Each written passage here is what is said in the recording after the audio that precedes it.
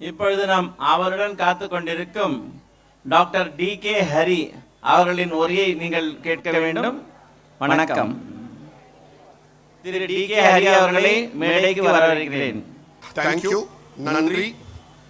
Sripathi G எங்களை இங்க காசிக்கு கூப்பிட்டதுக்கு கேடிஎஸ் 3.0 வந்து கலந்துக்கிட்டு எங்களுக்கு ஃபோன் பண்ணி கூப்பிட்டாரு அவர் டெல்லியிலேருந்து. மினிஸ்ட்ரி ஆஃப் எஜுகேஷன் ரொம்ப மகிழ்ச்சி. நாங்கள் வந்து கேடிஎஸ் 1.0க்கு நாங்கள் வந்திருக்கோம். எல்லாரோட பகிர்ந்து பேசியிருக்கோம். நாங்களும் சென்னை வாசி தான், அமர்த்திருக்கோம், வந்து பேசியிருக்கோம். அப்போ வந்து கேடிஎஸ் 1.0க்கு பிரதமரும் ஆளுநரும் கேட்டாங்க புஸ்தகம் எழுதி கொடுத்து. அப்போ வந்து காசி தமிழ் சங்கம்னு தமிழில், ஆங்கிலத்தில், ஹிந்தியில் 3 மொழி எழுதி கொடுத்துருக்கோம். காசி தமிழ் சங்கம்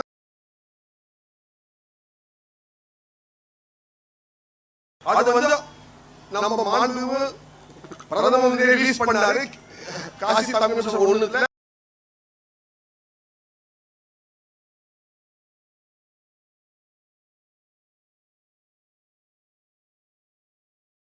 இருக்கு. இது நம்ம பாரத் கியான் வெப்சைட் பண்ணி நாங்க எல்லாரும் படிக்கலாம்.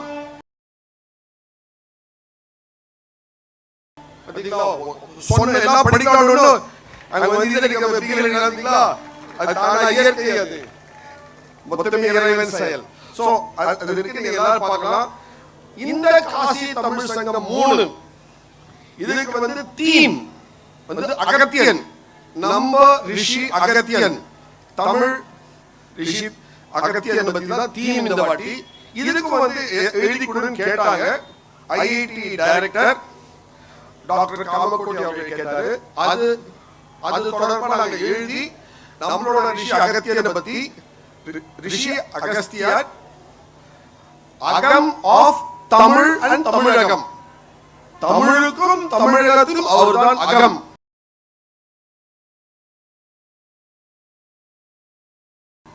காசியில பிறந்தவர் எப்படி தென்னாட்டுக்கு வந்து அவரு தென்னாட்டுக்கு சிறப்பு சேர்த்தார்னு அது வரலாறு, பல ஆயிரம் வருஷங்களான வரலாறு. அதுக்குள்ள விஞ்ஞானம், அறிவியல், இதிகாசம், வானவியல் எல்லாம் பத்தி ரொம்ப டீடைலா எழுதியிருக்கோம். எங்க மனைவி டாக்டர் ஹேமா ஹரி நான் 2 பேரும் சேர்ந்து எழுதியிருக்கிறது. அந்த புத்தகம் இந்த 15 நாள் நம்ம பாரத் கியான் வெப்சைட்ல போனீங்கன்னா இலவசமா படிக்கிறதுக்கு, உங்க செல்போன்ல படிக்கிறதுக்கு வச்சிருக்கோம். அதுக்கு தேவையான ஏற்பாடு பண்ணியிருக்காங்க. ஸோ தயவு செய்து உங்களோட செல்போன்ல பாரத் கியான் வெப்சைட் போனீங்கன்னா அது உள்ள ஃபிளிப் புக்னு இருக்கும்.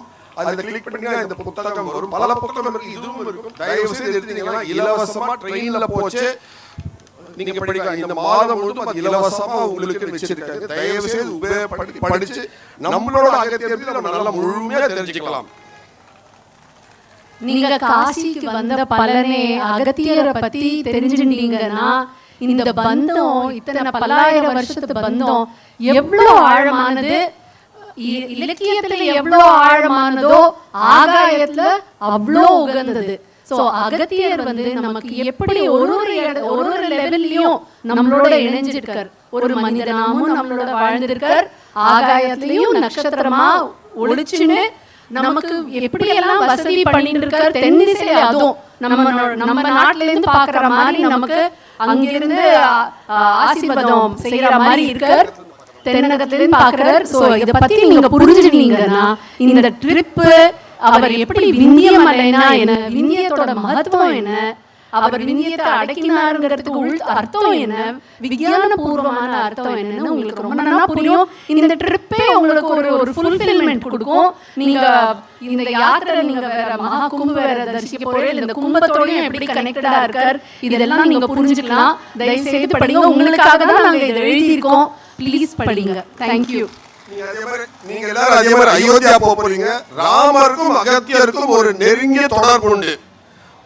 ராமருக்கு அகத்தியர் ஆதித்ய ஹிருதயம் ஸ்லோகம் சொல்லிக் கொடுத்து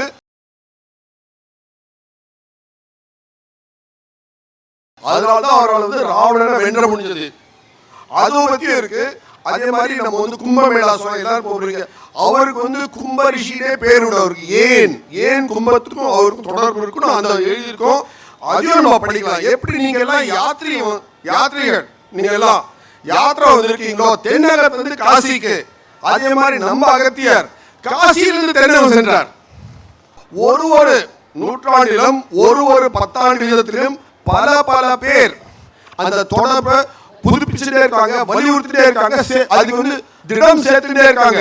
அதாவது சொன்ன மாதிரி டிஎம் சார் சொன்ன மாதிரி, டிஎம் சார் சொன்ன மாதிரி மகாகவி சுப்பிரமணிய பாரதி இருக்காரு, அப்புறம் வந்து நம்ம குமரகுருபரர் சுவாமி இருக்காரு, ஒருத்தரும் டாக்டர் சர்வபிரகாஷ் இருக்காங்க, நம்ம தேவரையார் இருக்காங்க, ஒருத்தரும் பண்ணியிருக்காங்க, ரொம்ப சிறப்பாக பண்ணியிருக்காங்க, எல்லாரும் பண்ணியிருக்காங்க.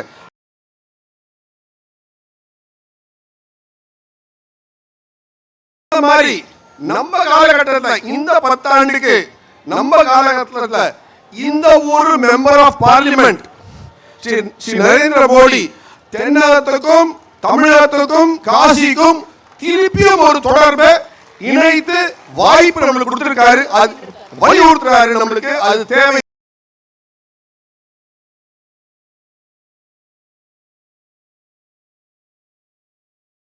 ஒரு 10 ஆண்டு மொத்தத்தர் வந்து பாரத் மாதா அவங்களே கொடுத்து ஆளை கொடுத்து இந்த வந்து இந்த தொடர்பு எவ்வளவு திடமானது எவ்வளவு ஆழ்ந்ததுன்னு எடுத்து காட்டுறாங்க. அதுக்கு இந்த காலத்துல நம்ம 10 ஆண்டு இவர் பண்றாரு. சோ இதை நம்ம எல்லாரும் புரிஞ்சுட்டு அறிஞ்சுட்டு அனுபவிக்கணும். இதெல்லாம் கடைசியில் அனுபவம் எல்லாம் அன்னைக்கே சொல்றாங்க, அனுபவி ராஜா அனுபவின்ட்டு. நம்ம அனுபவிக்க வந்திருக்கோம். நம்ம எல்லாரும் சந்தோஷமா சுகமா இந்த யாத்திரையை தெய்வீகமா அனுபவிப்போம்.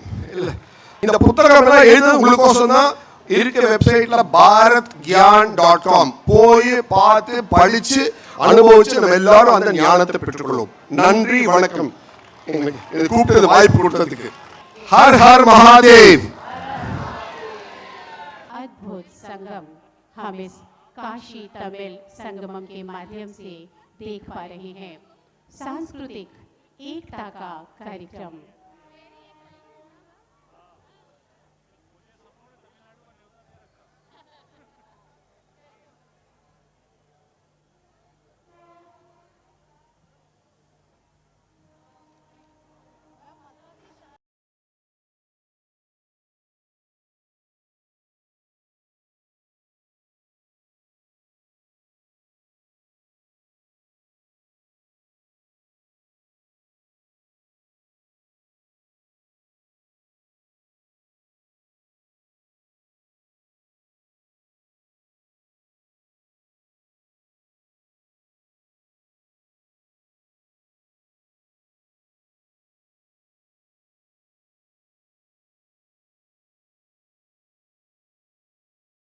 Dr. D.K. Heran and Mrs. Hema Heran, I am requesting you, please come on the stage.